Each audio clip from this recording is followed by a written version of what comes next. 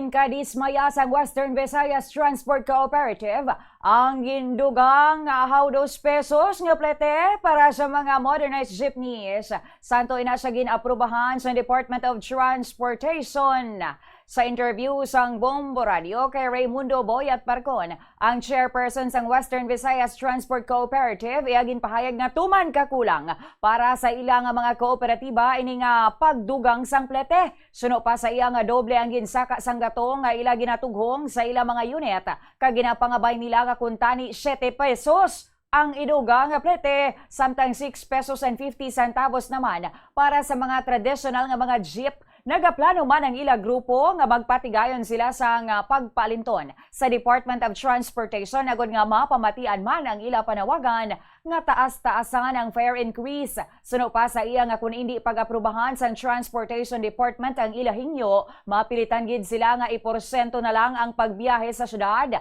Dugang pa ni Parcon nga gusto man kuntani sa mga driver nga magserbisyo sa pumuluyo apang nabudlayan gid sila kag nagapangabay man sila sang bulig halin sa gobyerno. Naway gid ni tupa ining ₱2 no kay ti kita naton man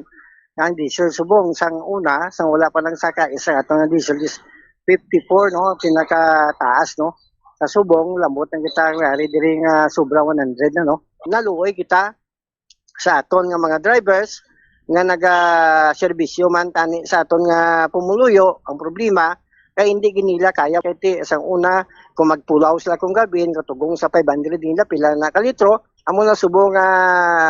ang ginabatyag sa aton nga mga drivers nga kita kang una driver man kita nagyan naton nina pero sa subong mas sobra ang nagyan naton sa una